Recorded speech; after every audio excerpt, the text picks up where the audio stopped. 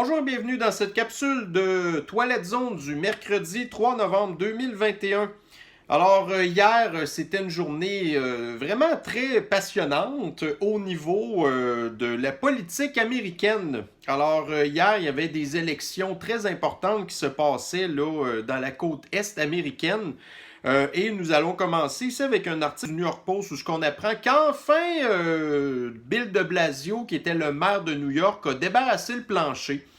Alors, bon, écoutez, normalement, de ce que je comprends, c'est que le maire de New York ne peut pas faire plus que 2 mandats de 4 ans. Alors, d'une manière ou d'une autre, de Blasio devait partir.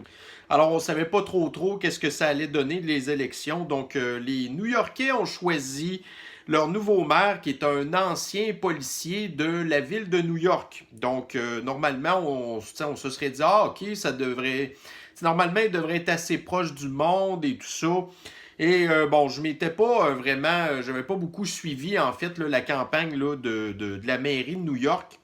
Alors là, qu'est-ce que j'ai appris finalement, c'est que bon, Eric Adams, je pense que c'est le deuxième maire noir de New York, ainsi de suite. Mais là, ce qui était un peu intéressant, c'est de voir quelle serait sa position en rapport avec les politiques de Blasio, qui est probablement un des pires dictateurs tyrans du facho-communiste là, qu'il y a eu aux États-Unis, là, en tout cas un bien bon porte-parole là, des démocrates.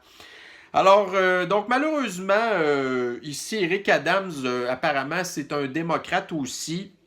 Et j'ai appris que, bon, il était plutôt en faveur des politiques de Blasio en rapport avec la thérapie-génisation obligatoire du personnel de, bon, la police, les pompiers, les gens qui travaillent, admettons, dans les urgences, en tout cas, bref, le personnel de la ville, là, très important, en fait. Alors, c'est un petit peu triste. Par contre, on verra, là. Donc, on a vu au début de la semaine, entre autres, là, j'ai vu d'autres nouvelles tantôt. Il semblerait qu'il y ait beaucoup de policiers qui se soient fait, en tout cas, mettre pour l'instant en congé sans solde au même titre que les pompiers. Alors, il y a plusieurs pompiers, d'ailleurs, là, à New York qui ne sont pas thérapigénisés et qui résistent en fait. Alors on va voir. Donc on va être obligé d'attendre encore là une catastrophe. Donc un feu majeur à New York ou quelque chose de même. Puis que là ils se rendent compte que ah ben là il manque de pompiers. Ben oui c'est ça. Fallait y penser avant là. Mais bon, fait qu'on verra si Eric Adams peut peut-être faire une différence. Là, il a peut-être dit des affaires, puis là, il va peut-être changer d'idée quand il va voir tout le paquet de problèmes qu'il y a sur son bureau, comparativement à de Blasio, qui lui, écoutez, c'est un... Tu sais, ce gars-là, c'est un malade grave, là, un vrai malade mental, là, un désinstitutionnalisé, en fait, là, mais qui fait partie de l'institution, là, en tout cas. Alors, tout ça pour dire que, bon, alors ça, c'était la première nouvelle que j'ai vue hier. Mais il y en a une ici qui est plus importante et on attendait voir les résultats. Alors, donc nous savons qu'aux États-Unis, il y a majoritairement deux partis. Donc, vous avez le Parti démocrate d'un bord, OK, comme, admettons, Biden, puis vous avez, admettons, les républicains l'autre bord, puis là, les gens vont penser, admettons, à Trump. Mais, tu sais, l'avant ça, c'était George W. Bush. Bon, fait que, tu sais, vous vous souvenez, fait que ça, habituellement, c'est ça. À part de ça, il y a un parti que on n'entend pas trop parler souvent, mais des fois qu'il y a des petites montées, c'est ce qu'ils appellent le Tea Party. Alors, le Tea Party, en fait, c'est un parti qui est un petit peu plus radical, en fait, que les républicains. Mais, grosso modo, il y a deux partis majeurs aux États-Unis. Alors, je pense que ça, c'est une bonne chose d'un côté, puis c'est une mauvaise chose de l'autre côté. Alors, c'est une bonne chose pour l'instant, en tout cas, de ce qui se passe aux États-Unis, parce que là, les gens sont fâchés des démocrates, puis là, ben, quand ils sont fâchés des démocrates, après ça, ils vont voter pour les républicains. Puis là, quand ils sont fâchés des républicains, ben là, après ça, ils s'en vont voter pour les démocrates. Donc, grosso modo, c'est pas mal tout le temps le jeu de la chaise musicale à deux, mais avec une seule chaise, en fait. Fait que, tu sais, d'une certaine manière, c'est pas nécessairement hot parce que, tu sais, les républicains sont vraiment loin d'être parfaits, là. Alors, je vais en parler un petit peu plus loin, mais mon YouTuber aux États-Unis que je suis, qui, bon, lui, considère les républicains comme étant des speed bumps, OK? C'est-à-dire que, tu sais, en fait, ils changent pas les affaires, ils font comme juste ralentir les démocrates d'implanter leur espèce d'hystérie de l'extrême gauche communiste, OK? Mais bon, en tout cas. Alors, tout ça pour dire que Là, écoutez, Biden est en poste depuis janvier de cette année. Et puis là, habituellement, les élections américaines sont comme aux 2 ans. OK? Mais là, en tout cas, il y a des particularités un petit peu là-dessus. C'est que vous aviez le comté de. Ben, en fait, l'État de Virginie et l'État du New Jersey qui étaient aussi en élection pour leur gouverneur. Alors, ça allait être un bon test, en fait, pour les politiques des démocrates au niveau fédéral, donc Biden, de voir si effectivement les politiques allaient être assez populaires pour que dans les États, que les politiques, en fait, des démocrates continuent à faire leur chemin. Alors, dans la Virginie, ça n'est pas du tout le cas. Donc, finalement, c'était un gouverneur démocrate sortant. Et donc, hier, en fait, là, c'est un gouverneur républicain maintenant qui va prendre la place avec une assez bonne marge de manœuvre, alors que tous les sondages et tous les médias prédisaient que le démocrate allait repasser haut la main. Donc, mauvaise nouvelle pour eux, très bonne nouvelle pour nous. Alors, ça, c'est un signal d'avertissement, en fait, aux politiques des démocrates, comme quoi que, ben écoutez, la population ne les suit plus du tout, OK? Puis là, une autre patente qui n'était pas tout à fait prévue non plus. Puis là, ça, c'est à suivre parce que j'ai vraiment attendu à la dernière minute. Là, voyez-vous, actuellement, il est 2h moins quart, puis on n'a pas encore les résultats finaux là, concernant l'État du New Jersey, OK? Parce que la course est vraiment trop serrée. Alors, de ce que j'ai compris, c'est que le républicain est très, très, très légèrement en avance. Mais là, il semblerait que certains votes qui sont en train de rentrer, c'est des votes qui sont plus normalement du côté démocrate d'habitude. Fait qu'en tout cas, d'une manière ou d'une autre, il risque d'y avoir un recomptage, là. Ben bref, ça serait vraiment le fun de voir le New Jersey, qui est une espèce de banlieue de la ville de New York, en fait. Alors souvent, ils vont calquer un petit peu leurs idéologies sur celles de New York. Puis il y a beaucoup de gens riches aussi qui restent pas directement à New York, mais qui vivent dans le New Jersey. Et bon, tu sais, c'est souvent, admettons, des gens qui ont des mentalités de l'extrême gauche, tu sais, des espèces d'ultra riches, là, en fait, là, qui, tu sais, les bien-pensants, là, bon, qui veulent un peu faire chier le peuple, là, fait que, mais en tout cas, fait que ça va être à suivre, mais c'est pas grave, ça reste que l'histoire de la Virginie ferait vraiment beaucoup jaser, alors que c'est vraiment, là, c'est un revers majeur, en fait, pour les démocrates, et ça peut aussi nous donner une certaine prévisibilité ou une certaine idée des midterms qu'il va y avoir en 2022, comme je vous ai déjà parlé à quelques reprises. Donc, des sénateurs et aussi, là, en fait, là, des députés là, du Congrès qui vont tomber en élection en 2022. Alors, bref. Donc, je pense que ça peut représenter une certaine lueur d'espoir pour les Américains. C'est sûr qu'à notre niveau, à nous, ça ne va pas rien changer du tout. Par contre, on voit que, tu sais, le narratif des médias ne fonctionne pas. Le narratif des communistes fachos sanitaires, en fait, des démocrates, fonctionne pas non plus. Le peuple a décroché et on pourrait espérer que s'il nous arrive la même chose à nous aussi, si il y a certaines rumeurs qui disent que Fasciste Legault voudrait peut-être faire des élections au Québec au mois de, en tout cas, au printemps prochain, alors que ça serait supposé être normalement à l'automne prochain. Alors, c'est là que ça nous emmène un petit peu au problème que nous, on a au Québec, c'est qu'il y a beaucoup trop de partis. OK? Donc, l'électorat se divise un petit peu dans chaque parti. OK? Alors là, les gens qui vont être fâchés de Fasciste Legault, ben c'est sûr qu'il va y avoir les plus radicaux qui vont voter pour le Parti conservateur du Québec, OK? Mais là, vous allez en avoir d'autres qui vont peut-être aller voter pour le Parti québécois. Puis là, il y en a d'autres, ben là, ça, c'est l'île de Montréal, qui vont voter pour les libéraux. Puis là, vous avez la gang d'ultra-pauvres, là, en fait, qui vont encore là voter pour Québec solidaire. Fait que là, tu sais, voyez-vous, la population a comme trop de choix, OK? Alors, c'est ça qui va probablement arriver, c'est que, bon, en tout cas, au pire du pire du pire, la CAQ va rentrer majoritaire. Un petit peu moins pire, la CAQ va rentrer minoritaire, mais là encore là, si on a vu qu'est-ce qui s'est passé, en fait, c'est que là, on a vu les libéraux qui étaient encore plus extrêmes que la CAQ, qui voulaient les pousser à faire des affaires encore pires. Vous avez le PQ qui c'est un pays, un parti qui est complètement insignifiant. Après ça, d'un autre côté, vous avez les communistes de Québec solidaire, là, qui sont vraiment des soviétiques, là. Alors, fait que là, en bout de ligne, on se rend compte qu'il n'y a pas vraiment d'opposition. Alors, la seule chose qu'on pourrait espérer vraiment, c'est que les conservateurs au Québec feraient vraiment une percée majeure. Malheureusement, je pense qu'il va falloir être réaliste. C'est qu'au mieux, peut-être que la ville de Québec et ses environs, incluant certains comtés de la Beauce, là, vont peut-être élire là, des députés des conservateurs, mais en tout cas. Puis Fasciste Legault, ben, étant donné que c'est pas un homme qui est très intelligent, là, alors il va pas comprendre le message, lui-là, puis il va probablement faire exactement comme notre retard de Justin Trudeau, et il va penser, lui-là, que, tu sais, aux dernières élections, il se retrouve exactement dans la même position qu'aux dernières élections, mais là, lui, il considère qu'il a un mandat fort pour pousser encore plus son agenda de l'extrême gauche radicale, tu sais.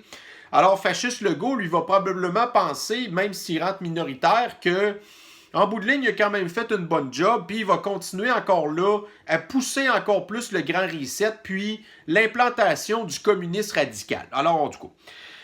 Donc, c'est ça. Donc, c'est un petit peu ce que j'avais à dire là-dessus, là, concernant les, voyez-vous, les élections, là, aux États-Unis. Donc, voyez-vous, j'ai un article ici là, du Daily Mail où ce que, effectivement, on est en train de parler qu'une course qui va être à suivre aussi, c'est le New Jersey.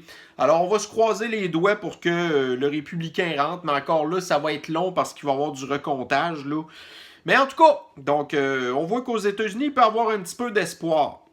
Alors, ici, j'ai un article du RT qu'on apprend qu'il y a un pilote du Southwest, donc, puis pas le même pilote qui a crié Let's go Brandon, ok? C'est pas du tout la même affaire. Donc, il semblerait qu'il y ait eu une chicane entre un pilote et une hôtesse de l'air, en fait, sur des histoires de guenilles, là. Alors, on n'a pas tous les détails, mais en fait, voyez-vous, ce qu'on retient là-dedans de tout ça, c'est que la population est vraiment divisée, OK? Alors là, je ne sais pas lequel des deux qui était pro-guenille ou anti-guenille, là, mais je soupçonne beaucoup que ça devait être l'hôtesse de l'air, OK? Parce qu'on sait que depuis que le fascisme sanitaire, c'est devenu la norme, en fait, dans les compagnies aériennes. Les hôtesses de l'air, là, ils ont le gros power trip, OK? Ils sont comme un petit peu les enseignantes au Québec, là, qui, à cette heure, martyrisent des enfants. Ben là, vous avez les hôtesses de l'air qui aiment bien gros ça maintenant, martyriser leurs passagers. Alors, tout ça pour dire que je n'ai pas plus de détails, mais ça fait juste nous prouver encore là qu'il y a une énorme division sociale au même titre que l'histoire de la thérapie génisation obligatoire, pis tout, là. Bon, en tout cas. Il y a de ça quelques jours, je vous ai parlé là, de Facebook qui voulait faire son espèce de metaverse, là, c'est-à-dire l'espèce de nouvel environnement virtuel pour Facebook, entre autres. Eh bien, on n'est pas très surpris d'apprendre que Microsoft, donc qui est la compagnie de Bill Gates, alors bon, Bill Gates c'est plus vraiment le boss de Microsoft, là, mais on peut quand même se douter qu'il a probablement encore beaucoup de pouvoir. Donc, pas très surpris de savoir que Microsoft va se lancer là-dedans. Autre chose que j'ai appris aussi ici dans le CNBC, donc Facebook qui commençait déjà à nous préparer à l'espèce de reconnaissance faciale pour Facebook, ok? Alors, il semblerait que Facebook recule sous prétexte qu'ils sont un petit peu inquiets, en fait, là, de l'histoire de collecte des données et qu'il pouvait y avoir encore là des problèmes de confidentialité, ok? Alors, on voit que l'entreprise privée comprend certaines affaires. On ne sait pas encore pour combien de temps que ça va durer. Alors que d'un autre côté, nous avons les gouvernements, OK, qui n'ont pas les moyens de faire là de la sécurité des données. Puis encore là, c'est pas infaillible, c'est impossible. Mais je pense que là-dessus, puis tu sais, je vous le dis, là, c'est vraiment un avis vite de même, là, mais j'ai un petit peu plus confiance aux entreprises privées quand ça vient le temps de surveiller notre confidentialité que les gouvernements. Parce que les gouvernements, le but qu'ils font ça, c'est pas pour nous vendre des patentes en spécial, OK? En fait, c'est pour nous contrôler davantage. Alors, on voit que nous, nos gouvernements ici, veulent implanter ça, là, pousser de plus en plus vers l'identité numérique et aussi la reconnaissance faciale pour nous faire à croire que c'est pour protéger nos données, alors que s'il y a quelque chose qui peut pas être plus facile que ça à, pour, admettons, là, les gens qui sont un petit peu intelligents en informatique, là, d'aller finalement faire du piratage là-dedans. Donc, effectivement, le gouvernement, on ne peut pas se fier là-dessus. Puis en plus, je vous ai montré un article il n'y a pas longtemps qui prouve que le gouvernement se fiche complètement de nos données. C'est lui qui est en train de nous voler nos données sans nous demander notre avis pantoute. Puis si jamais vous vous faites voler vos données, ben là, le gouvernement dit « Ah ben nous, c'est pas nos affaires, là, tu sais. » Alors, en tout cas, bref, je voulais vous parler de cette histoire-là de Facebook qui recule sur une certaine patente. Bon, maintenant, nous allons parler de la Sniffles, parce qu'on n'a pas le choix. Donc, nous avons ici le CDC, la FDA, qui vient de donner son approbation pour la thérapie-génisation des enfants de 5 ans à 11 ans. Alors, j'en parlerai pas trop longtemps, là, mais on voit ici que, dans le texte que j'ai posté, là, donc, chez les 5 à 11 ans, plus de 1,9 million de cas de la sniffles ont été enregistrés aux États-Unis, ainsi que plus de 8300 hospitalisations sur 1 900 000 de cas testés positifs, donc c'est absolument rien. Plus de 2300 cas de je sais pas trop quoi, syndrome inflammatoire, en tout cas. Alors encore là, ça devait être des enfants qui devaient avoir d'autres problèmes de santé, des fameuses comorbidités. Et une centaine de décès. Bon, ça, c'est ce qu'ils disent dans ici Radio-Canada, une centaine de décès sur 1,9 million de cas. Moi, j'avais vu d'autres chiffres, là, on parlait peut-être de 400 quelques décès, en fait, là, au niveau des enfants aux États-Unis. Alors, mettons qu'on prend ce 400 quelques-là et qu'on le divise sur 1,9 million de cas positifs, en fait. Alors, ça nous donne un taux de mortalité là, de 200,6% de décès chez les enfants. Donc, pas 1%, 0,026% de décès chez les enfants.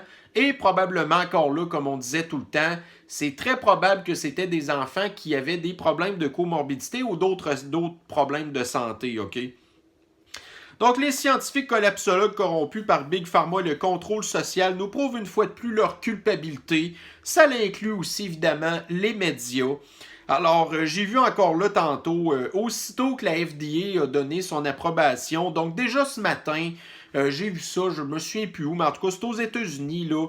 Alors, ils se sont empressés de tout de suite donner la thérapie-génisation aux enfants. Puis là, ben, c'est ça qui est capotant aussi, c'est que voyez-vous, t'sais, avant même que la FDA donne son approbation, vous aviez déjà plein de commandes, donc au Québec entre autres d'ailleurs, il y a déjà plein de commandes qui ont été faites alors qu'on ne sait même pas encore, même si on le sait, mais tu sais, il n'y a pas encore d'approbation, OK? Fait qu'imaginez-vous s'il avait fallu que, tu sais, la FDA et les autres personnes qui ont un petit peu de watt dans la tête, en fait, disent, écoutez, là, on regarde les chiffres que je viens de vous donner là, puis il n'y a absolument rien qui justifie de faire ça, OK? Fait que finalement, on ne la donne pas, notre approbation. Mais là, les autres qui ont fait des précommandes, qu'est-ce que vous pensez qu'ils auraient fait avec ça? Ben, ils auraient payé pareil, puis après ça, ils auraient acheté d'un vidange. Mais en tout cas. Fait que voulez-vous? Donc, on s'y attend aussi qu'au Québec. Quoique, j'ai entendu parler de quoi tantôt, j'ai posté un article là, comme quoi que, tu sais, Horacio Arruda est assez conscient du fait qu'il n'y aura probablement pas autant de parents qui vont collaborer à faire thérapie-géniser leur enfant que le reste de la population. Alors, ça va être de voir, ça va être quoi les chiffres, là. Donc là, ils n'ont pas de cible. Alors, on sait très bien, par contre, que les gens qui vont faire thérapie-géniser leur enfant, ben, c'est des gens qui ne devraient pas avoir le droit d'avoir des enfants, tant qu'à moi. Parce que là, quand vous n'êtes pas capable de comprendre des affaires de base, ben écoutez, imaginez-vous, là, si vous n'êtes pas capable de comprendre des statistiques de base, je pense que vous n'êtes pas apte à être capable d'élever et de préparer des enfants pour le futur qui les attend, OK? Donc ici, dans l'Al Jazeera, on apprend encore là qu'il y en a qui viennent d'allumer que la thérapie-génisation pouvait avoir des conséquences sur les menstruations des femmes, OK? Donc, ce n'est pas la première fois que je vous en parle, mais encore là, ici, bref, tout ce qu'on fait, c'est de se répéter pour des affaires qu'on savait déjà. Alors, mais encore là, écoutez, quand que je vois des nouvelles de même, je pense que c'est important de vous le montrer pour vous rafraîchir la mémoire qu'effectivement, écoutez, il y a du monde qui joue avec votre santé. On se rend compte aussi dans l'article ici, là, ça nous dit en fait là, qu'il y a des informations qui ont été cachées. Il y a des effets secondaires qui n'ont pas été rapportés pour ne pas, en fait, pour fausser les données, mais eux, ils n'ont pas rapporté pour ne pas fausser les données pour évidemment que les gens n'aient pas peur de se faire thérapie génisante. De toute façon, écoutez, ça fait partie de la désinformation globale qu'on a, là.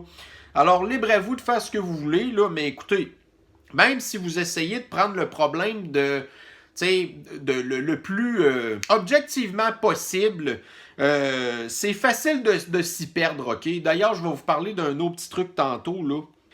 Donc, si nous avons, on nous parle de plus en plus de la 3e dose de thérapie génisation, alors, qu'est-ce qui arrive avec ça? Donc, moi, une des raisons pour laquelle que ça ne me tente pas du tout d'encourager ces affaires-là, ben, vous avez ici Pfizer qui revoit à la hausse ses prévisions de vente en 2021. Ah oui, là, vous êtes rendu, non seulement vous avez torturé des personnes âgées qui n'étaient pas capables de vous donner un consentement éclairé, donc moi je m'excuse, mais de thérapigéniser quelqu'un, admettons, qui est dément ou qui est Alzheimer. Donc, écoutez, moi je m'excuse, mais ça prendrait là en fait là, une autorisation du tuteur ou quelque chose comme ça, parce que cette personne-là n'est pas capable de donner un consentement libre et éclairé. Après ça, vous avez les autres qui ont surfé sur la peur depuis l'année passée, qui se sont fait thérapigéniser à cause de la peur. Moi, je m'excuse, mais en fait, on les a menacés, on leur a fait peur. Donc encore là, tu ne peux pas donner un consentement libre et éclairé là-dedans. Ensuite de ça, les enfants. Donc, la plupart des enfants qui vont se faire thérapigéniser, ben, c'est les mêmes qui se sont fait thérapigéniser parce qu'ils ont peur, donc ils n'ont pas donné un consentement libre et éclairé. Alors, c'est clair que ce n'est pas des enfants qui vont être en mesure de donner encore plus là un consentement libre et éclairé. Et pendant ce temps-là, ben, vous avez Pfizer qui profite de vous et qui va accepter et qui se fiche complètement de torturer vos enfants parce que tout ce qui les intéresse, c'est de faire du cash sur votre dos. Alors, un article ici du Washington Post, nous apprenons que le CDC trouve que l'immunité de la thérapigénisation est plus stable, en fait, plus consistante si vous avez eu l'infection de la sniffles, OK, que si non, en fait, excusez, je reprends mon affaire. Donc, la protection de la thérapigénisation est équivalente à celle de si, admettons, vous avez eu l'infection de la sniffles, OK? Peu importe que vous avez été thérapigénisé ou pas, là. Alors, en fait, tout ça pour dire que, il essaye de dire que la thérapigénisation est aussi bonne, admettons, que l'immunité naturelle, OK? Donc, puisque les deux durent environ au moins 6 mois. Alors, imaginez-vous, là, le CDC qui est corrompu au bout, OK, dit une affaire de même. Donc, imaginez-vous que la vérité, en fait, c'est que, en bout de ligne, là, c'est que l'immunité naturelle, ben, en bout de ligne, est meilleure que celle de la thérapigénisation, OK? Mais il faut savoir simplement lire entre les lignes. Bon, alors ici, dans le journal Métro, donc nous savons qu'il y a une espèce d'enquête du coroner, là, ou je sais pas trop quoi, là, bref, qui reçoit plein de monde. Puis là, ici, vous avez un haut gradé de l'armée qui a été un petit peu parlé du fait de quand ils ont été aidés l'année passée, les CHSLD. Et qu'ils ont en fait restauré là, la dignité des aînés parce qu'ils avaient été complètement abandonnés par le système public, OK? Alors, donc on sait l'année passée, quand il y a eu l'histoire de la Sniffles, donc une fois que ça a été terminé, l'armée a remis, pas très longtemps plus tard, un rapport qui était vraiment dévastateur sur la façon qu'ils avaient vu que le système public gérait le système de la santé et la crise sanitaire qu'on vivait à ce moment-là. Donc, je pense qu'effectivement, s'il y en a qu'il faut qu'on remercie l'année passée, c'est bel et bien les militaires. Parce que pendant que vous en avez d'autres là, qui étaient payés pour faire ça, qui ont sacré leur camp, qui ont laissé mourir des personnes vulnérables là, des façons complètement horribles en fait. Alors, merci l'armée là-dessus. Et bon, là, on sait par contre que ils ont essayé aussi là, de faire des enquêtes sur la guerre psychologique un petit peu plus tard, là. Quoique, bon, au moins on en a entendu parler, puis on voit qu'aussi au sein de l'armée, il y en a qui n'étaient pas d'accord avec ça, mais au moins, c'est en tout cas. Mais on voit qu'en temps de crise, l'armée, ça peut avoir une certaine utilité. Alors, nous avons ici dans The Guardian, nous apprenons que les gangs, donc les leaders des gangs en Nouvelle-Zélande, ok, ils ont fait un message pour encourager les gens, les Néo-Zélandais à se faire thérapie génisée. Alors, écoutez, moi, je suis désolé, là, mais les gangs, les gangs, là, tu sais, comme admettons nos motards ici, là, ben, c'est des méchants poussis, là, OK? On va dire en français ici, là, tu sais, en québécois, là, des tapettes, OK? Alors, pour dire des affaires de même, à la limite, là, tu sais, abstenez-vous, OK? Parce que moi, je m'excuse, là, mais là, vous venez de perdre, là, le peu de bad attitude, tu sais, que vous pourriez représenter, OK? Alors, moi, écoutez, en tout cas, whatever, là, hein? Alors ici, un article du News Yahoo, ce qu'on apprend que, écoutez, les grandes entreprises aux États-Unis, là, donc toutes les entreprises de plus de 100 employés doivent obliger, en fait, là, leurs employés à les faire thérapie génisée. Mais là, vous avez des entreprises énormes qui veulent rien savoir, en fait, surtout les employés, là, donc des très forts pourcentages dans les grandes entreprises où ce que les employés veulent rien savoir. Alors écoutez, ça va faire partie des problèmes là que, tu sais, la sniffles a créé des problèmes à cause des confinements, puis des normes sanitaires, puis la PCU, puis l'espèce de revenu universel qu'ils ont voulu donner aux chômeurs là, qui auraient dû continuer à travailler, en fait. Alors là, ça a créé des gros problèmes au niveau de l'économie. Mais là, d'un autre côté, maintenant, à cause de la thérapienisation obligatoire, ben là, ce qui est en train d'arriver aussi, là, c'est que, tu sais, quand même que tu as 5% de ta compagnie qui engage, admettons, 5000 employés, 5%, écoutez, c'est des gens qui ont besoin de travailler, là, puis pour faire rouler la business, là. Alors, en tout cas, voyez-vous, là, ça fait encore là partie des manifestations qu'il y a. Donc, ça va être tough. Ensuite, ici, alors écoutez, moi, vous savez, je vous en ai parlé à plusieurs reprises, mon YouTuber là, que je suis principalement aux États-Unis, il s'appelle Tim Pool, ok? C'est Tim Cass, en fait. Alors, il a plus d'1 million d'abonnés et sa business va de mieux en mieux, en fait. Là, donc, il a une trentaine d'employés, tout ça. Et la semaine passée, subitement, donc lui, c'est un gars qui travaille vraiment beaucoup, ok? Habituellement, il fait 3 capsules par jour. Et après ça, il fait aussi là, son son live qui dure 2 heures. Donc, du lundi au vendredi, c'est ça qu'il fait tout le temps, ok? Puis il est vraiment, vraiment sa coche au niveau là, des nouvelles. Donc moi, je vous dirais en fait que c'est un petit peu mon modèle à suivre. Là. Je vous dirais que la Toilette Zone, entre autres, je m'inspire un peu. Je me suis un petit peu inspiré de lui, entre autres, pour faire mes affaires parce que j'aime vraiment beaucoup ce qu'il fait, en fait. Alors là, on a appris, hier, ou à matin. Non, à matin. Il nous a annoncé qu'il a eu la sniffles. Donc, il a eu une forme quand même assez grave, apparemment. Mais il n'a pas eu à se rendre à l'urgence, là, donc aux soins intensifs, mais son affaire, ça a l'air que ça a vraiment passé proche. Et soit dit en passant, il n'était pas thérapigénisé, ok?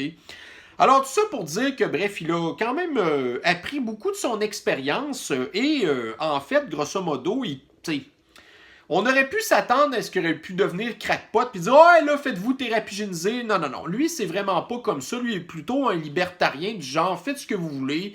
Parlez à votre docteur. Faites ce qui est important pour votre santé. » OK? Par contre, étant donné qu'il a une business, en fait, là, et que là, bon, tu sais, je veux dire, s'il y a quelqu'un qui rentre au bureau qui est malade, ben, c'est pas trop compliqué de comprendre qu'il va probablement contaminer d'autres mondes, OK? Alors lui, tu sais, écoutez, il a essayé les tests, puis là, vous avez là-dedans des gens qui étaient thérapigénisés qui sont tombés malades, il y en a d'autres qui sont pas tombés malades, d'autres qui étaient pas thérapigénisés qui sont pas tombés malades, d'autres qui sont tombés malades. Voyez-vous, en fait, là, il s'est rendu compte que c'est un free-for-all, puis que toutes les mesures de fascisme sanitaire, en fait, fonctionnent absolument pas. La seule patente qui fonctionne, grosso modo, c'est que si vous le savez que vous êtes malade, là, ben, allez pas voir les autres, OK? C'est-tu clair? C'est pas compliqué, là. C'est juste ça qui est important, finalement. Fait que ça, c'est le gros bon sens, OK? Alors, grosso modo, c'est un petit peu ce qu'on retient de ça. Et aussi, donc, on apprend qu'il a été traité par le système, le truc, ça s'appelle Kitchen Sink, là. Alors, vous avez là-dedans là, des anticorps monoclonaux qui coûtent super cher, entre autres le Régénéron. Puis là, il l'a fait à contresens, là, mais il a aussi utilisé le mot en I, là, vous savez, le iactactine, je vais le dire comme ça. Il a utilisé ça, quoique ça ne tentait pas, mais ça fait partie du traitement qu'il a pris. Alors, à matin, en tout cas, dans la vidéo que j'ai vue, il avait l'air de se porter assez bien. Et aussi cet après-midi. Alors, bref, il est un petit peu mollo, mais il est quand même pas trop pire. Mais il dit qu'honnêtement, écoutez, là, il a déjà eu tombé malade pour d'autres affaires. Il a déjà eu l'influenza. Puis il dit non, effectivement, là, moi, en tout cas, de ce que j'ai eu, c'était quand même pire que ça. Là, des grosses difficultés respiratoires, puis vraiment, vraiment pénible. Alors, on peut penser qu'il a probablement eu une tempête virale, en fait, là. Alors, son système immunitaire a probablement surréagi, probablement, là. Mais encore là, c'est de la spéculation. Alors, tout ça pour dire que je suis quand même content de voir là, qu'il est de retour, là, quand même assez bien portant, là. Parce que, tu sais, voyez-vous, j'ai vu à un moment donné, la semaine dernière, parce que, tu sais, on n'avait pas de nouvelles. Il était comme plus là pantoute, là. Alors, il y a du monde qui se sont inquiétés, puis il y a d'autres mondes, entre autres, qui, écoutez, ça fait partie de leurs habitudes d'écouter ces capsules. Moi, entre autres, OK? Alors, sa capsule de 10h le matin, je l'écoute. Après ça, c'est 13h. Après ça, c'est 14h. Puis après ça, c'est, tu sais, moi, je suis vraiment, tu sais, je suis un des premiers à l'écouter. Fait que c'est sûr que quand j'ai pas pu l'écouter, j'ai comme... OK, il me semble que là, tu fais, OK, ben là, il faut que tu trouves d'autres choses à faire, mais en même temps, c'est comme une habitude, ça, hein? Alors, au même titre que vous, je sais qu'à certaines reprises, bon, tu sais, bon, admettons, entre autres, quand que j'ai eu mes strikes, puis que j'ai été banni, entre autres, 2 fois pendant 2 semaines, à un moment donné, je savais plus trop quoi faire, fait que là, je faisais pas trop de capsules, tout ça. Alors, c'est sûr que je comprends les abonnés en bout de ligne qui, quand que, tu sais, votre habitude, ben là, est comme brisée, puis que les personnes que vous appréciez sont pas là. Tu sais, ça vous fait quoi, puis tout ça, en tout cas. Bref, c'est quelque chose que j'ai compris. Alors, c'est pour ça que j'étais comme, je vous dirais, là, assez... j'étais rassuré, en fait, quand j'ai vu qu'est-ce qui s'est passé ce matin, là, puis qu'il nous disait, bon, écoutez, voici ce qui est arrivé, tout ça. Mais je suis là, puis je vais pas, tu sais, je vais quand même bien, puis on retourne à la job, OK? Bon, on va parler un petit peu maintenant de la verdopholie. Alors, nous savons que Fasciste Legault est en train de faire, en tout cas, il essaye de faire son petit show, là, lui, à la COP26, alors que absolument personne n'a aucune idée de qui il est, OK, et de qu'est-ce que c'est le Québec. Alors, donc, on voit que Legault veut mettre de la pression sur la COP26. Sérieusement, là, regarde. Ton empire, là, OK, ton empire soviétique québécois, là, tu sais, oui, il y a des Québécois qui t'aiment, OK, puis que c'est vraiment un culte, là. C'est vraiment un culte, là. Le legaultisme, là, puis la cacophonie, OK, c'est vraiment un culte, là. Mais en dehors du Québec, là, Fasciste Legault, t'es personne. T'es un trou de cul. Personne. Tout le monde se crisse de toi, OK? Alors, c'est ça. Puis là, en plus, j'ai appris que pendant le sommet en question, il semblerait qu'il y a une espèce de journal là, qui est comme, distribué en fait aux gens qui participent au sommet. Et il semblerait, imaginez-vous, que c'est un vrai nazi, là. C'est un Hitler 2.0, ce gars-là. Là. Donc, il aurait payé une pleine page de publicité dans cette espèce de journal-là pour essayer pas de mettre le Québec sur la map, de se mettre lui sur la map, OK? En tout cas, fait que c'est n'importe quoi. Donc, évidemment, il a encore là, volé l'argent du contribuable québécois pour ses propres, sa propre image, là, OK, voyez-vous, alors qu'en bout de ligne, tout le monde se contre-sac complètement du Québec. Donc là, ici, on apprend... Bon, donc là, Fasciste Legault a profité encore là de sa couverture médiatique alors que c'est lui qui les paye. Là. Donc finalement, c'est simplement ses employés là, qui font le travail ils sont payés pour, en fait. Donc, Fasciste Legault subventionne les médias pour lui donner de la visibilité. Bon. Alors, on apprend là qu'il va... encore là, gaspiller 5 milliards de dollars de l'argent public, donc de la dette publique pour des autobus électriques au Québec. Encore là. Grosse merde, c'est dégueulasse. Qu'est-ce que vous voulez? Et pendant ce temps-là, où est-ce que vous avez les bien-pensants de la COP26, où est-ce que vous avez le 1% et l'élite mondiale de dirigeants qui veut nous dire à nous quoi faire et combien de temps est-ce que c'est mal de s'acheter des VUS all-drive, puis que vous n'avez pas le droit d'avoir des chalets, des bateaux, puis que si vous aimez ça manger des T-bones épais de même, ben c'est pas correct. Eh bien, imaginez-vous qu'il y a une ministre israélienne qui est là sur place, en fait, qui n'a pas pu participer à certaines réunions parce qu'elle est en chaise roulante et que l'endroit en question n'était même pas adapté pour les personnes en chaise roulante. Alors voilà la bien-pensance, qu'est-ce que vous êtes. Vous êtes vous aussi des hosties de trous de cul, OK? Vous n'êtes même pas capable de vous occuper sur le sens du monde de des personnes qui sont... puis je sais de quoi je parle, là. Fait que gardez votre bien-pensance, vous pouvez vous la rentrer bien profond dans le derrière. Puis si vous voulez, je vais aller vous chercher quelque chose pour la rentrer encore plus profond, OK? Parce que, tu sais, vous avez absolument à rien à nous donner comme leçon quand on voit vous-même comment est-ce que vous traitez. Puis cette fille-là, elle fait partie de vous, là. Elle fait partie de votre gang, puis vous n'êtes même pas capable de vous occuper d'elle sur le sens du monde, OK? Et ici, pour se faire rire un petit peu, donc dans le CNews, on apprend qu'un détenu de Guantanamo, OK, ça c'est la base, l'espèce de base américaine qu'il y a à Cuba, et entre autres, ils avaient fait un camp de détenus là, pour les terroristes, alors qui détaille les tortures infligées par la CIA.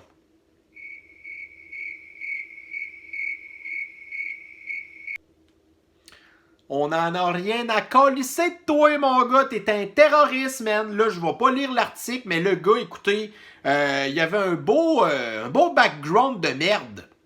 Alors, c'est pas vous, les terroristes, qui allez me faire broyer, OK? Puis quand on voit qu'est-ce que vous faites avec vos prisonniers, ben toi, ce que t'as subi à côté de ça, c'est de la petite bière, puis t'es encore bien chanceux d'être capable d'en jaser, OK? Parce que si c'est moi qui avais été en charge des affaires de même, là, il y en a une méchante gang de vous qui aurait disparu. Puis il n'y a personne qui en aurait entendu parler, puis il n'y a personne qui vous aurait pleuré, puis il n'y a personne qui se serait ennuyé de vous non plus, OK? Ça serait rien que bon débarras. Donc, mes chers citoyens lucides, eh bien, ça met fin à la capsule de Toilette Zone du mercredi 3 novembre. Je vous souhaite une excellente journée. On prend les nouvelles. Qu'est-ce qu'on fait avec? On les floche dans la toilette. Et on fait table rase et nous espérons que il y aura peut-être moins de mauvaises nouvelles demain. Quoique là, voyez-vous, l'histoire, je pense, là, des élections là, aux États-Unis, c'est quand même le fun de voir que il peut y avoir de l'espoir. Pas chez nous, là. Chez nous, oubliez ça, là. Vous savez, là, entre autres, Trudeau a été réélu. Ça, c'est vraiment pas bon. La CAQ, c'est pas bon non plus. Mais en tout cas, on voit qu'aux États-Unis, ben, il y a des endroits où ils sont peut-être capables de pouvoir s'en sortir. Alors, je les envie encore, là. Donc, mes chers soins lucides, ben, passez une bonne journée. On se reprend sur une prochaine capsule. Bye bye.